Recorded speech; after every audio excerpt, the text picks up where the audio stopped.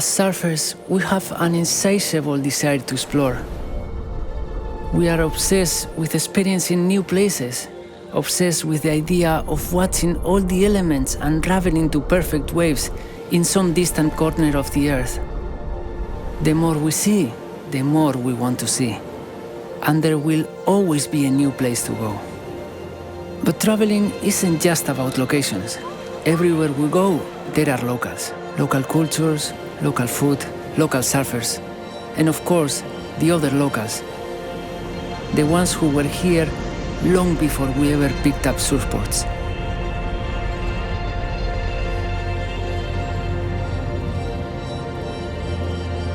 My name is Kepa Cero. I have been over 50 countries and I have experienced life all over the world. In this series, I'll be introducing you to the real locals at some of the world's best waves.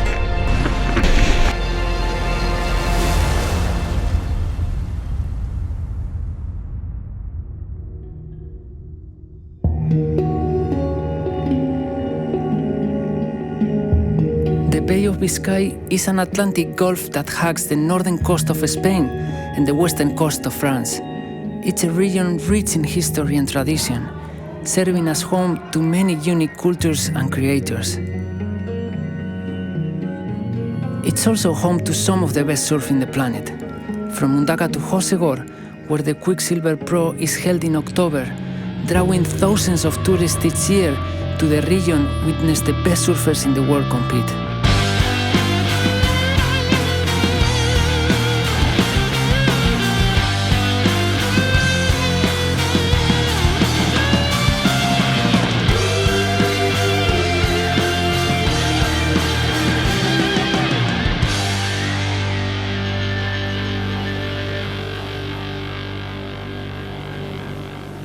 Southwest of France is a special area because of its beautiful beach, nature. The surf culture really blends with older culture, and you see really old building and history. It's always linked between the ocean, of course, and the mountains. The mountains pretty much dive into the ocean here. It's very laid back. The local people are amazing. Drink, speak, sing. So the food is bringing all this together. Amazing wave, right, left, many different peaks, spiraling wave. It's kind of like Hawaii, kind of like place like that, except it's beach. It's sand. It's truly one of the best beach breaks in the world. Many people know that this area gets great waves, but few people know the mechanics behind it. The Capleton Cove is a deep water canyon that helps funneling surf. Due to the canyon depths and proximity to shore, it's a sanctuary for incredible marine life. However, human activity can put some of those creators in danger, and that's been the story around the world for a very long time.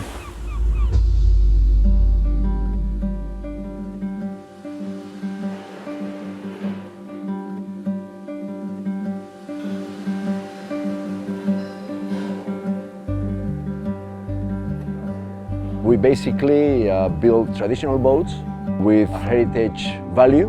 Right now we are building a 16th century whaling galleon called the San Juan. Whaling, back then it was a very big industry in the Basque Country. The Basque hunted whales from many centuries ago. The way Basques used to get the whales was by the means of some shallops, and they used to harpoon the whale. Whaling at the time was considered to be the most difficult activity and the most dangerous as well. The whaleboat was really small, only 8 meters long, and the whale were huge. It was like a huge fight, you know, and this was the greatest specialty of our ancestors here in the Basque Country. You know, they will extract the oil from the blubber, and that oil was used mostly for lighting. Also, they would extract the funnels, this filter that they have in the mouth. It was very flexible, and it was used to make umbrellas, to make the corset in French. A barrel of whale oil would cost nowadays around $7,000. It was like the petrol of nowadays, and the right whale was the right whale to kill. In the past, all of us have unknowingly done things that cause harm to nature. Thankfully, We know more now. La ballena franca del Atlántico Norte, Eubalaena glacialis, su nombre científico, es un animal de unos 17-18 metros y puede pesar hasta 90 toneladas. Son filtradores, a través de las barbas se alimentan de pequeños pececitos, de plancton, de copépodos. Su problema es que su tasa reproductiva es bastante pequeña. Necesita entre 3 y 5 años para dar a luz una cría nueva. La ballena franca era la especie que se cazaba por excelencia, sobre todo porque era lenta. Flotaba muchísimo, tiene muchísima grasa, entonces la amarraban en los costados del barco y se la llevaban a tierra. Se estima que la población actual del Atlántico Norte es de 300 ballenas francas. Aquí no se ha visto ninguna desde hace más de un siglo. Yo creo que se puede achacar un poco a todo, que hace siglos se diezmara tanto la población, ya el punto de partida es crítico. Y luego ahora las principales amenazas son animales que son atropellados por los grandes barcos, el enganche y el enmayamiento en las redes de pesca, sobre todo las redes de deriva, las redes fantasmas que se abandonan. El ser humano tiene ya una masiva ocupación de su hábitat.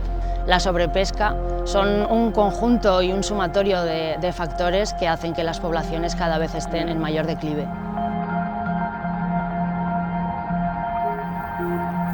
These whales have migrated and now inhabit the western side of the Atlantic.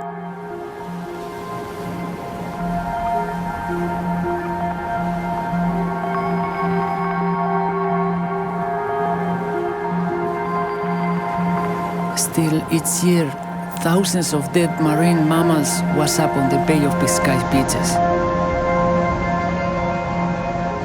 Brest is the European capital of marine studies. Here, scientists work tirelessly on issues that impact these animals.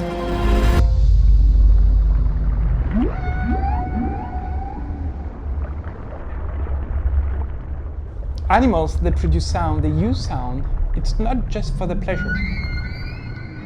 It's because they need it.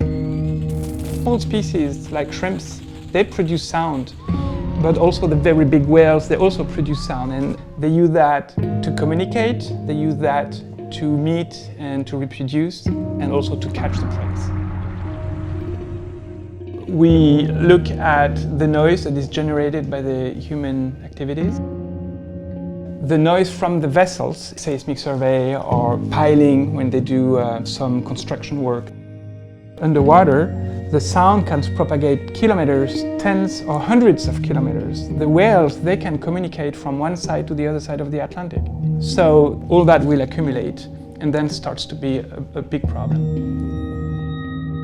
Around these activities, you can have such a level that the animals would have a direct physiological damage.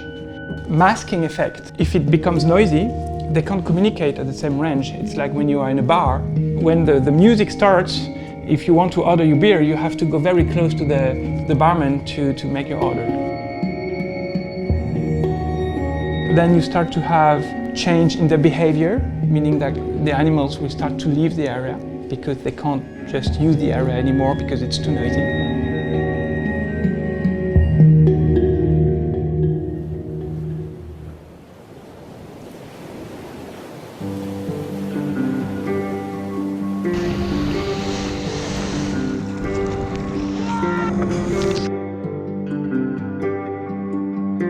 Ocean pollution, it's a really wide topic because it can come from almost everywhere. There's a big part coming from the land to the sea. Could be contaminant like organic pollutants, heavy metals, can be plastic, can be nutrients. A lot of things that human activity can bring to the water is basically pollution. We also have pollution from the sea itself, shipping, oil and gas, fishing as well. The coastal area is really specific in the ocean functioning because that's where all the exchange or all the life start, because there is a lot of input from the land, bringing a lot of nutrients that start to trigger life. For thousands of years, before human was really active and bringing a lot of pollutant in the sea, it was well balanced. And now we start to bring new things in the water, and that start to tweak the system. And it has a lot of impact on marine life.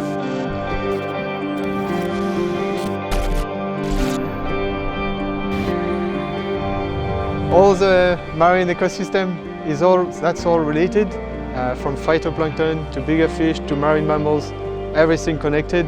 If you start to tweak the beginning, you tweak the end. So we have to reduce the impact as much as possible in the coastal area. Environmental issues need to be addressed at many different levels: industrial, political, and personal. Even though it's a complex equation, there are simple things that you can do to help. I used to travel a lot. I try to change a bit my way of traveling and thinking in a different way, of trying to use less fossil energy. I pretty much changed my way of eating as well. Agriculture has a huge impact on the environment. It can be just really simple habits to take, like reuse the same bag for shopping or have a water bottle that you fill up. It's little things, but every time I see something in the water, I grab it, I put it in my wetsuit or in my pocket, my board shorts. That only, as one person, over 1 year, it can make a massive difference. Even though this story is about the North Atlantic right whale, its lessons are applicable everywhere. We now have a deep understanding of our impact in the environment, and we have the power to make the right decisions. Because if we truly want to experience and enjoy beautiful places like the Bay of Biscay, we have to respect the locals.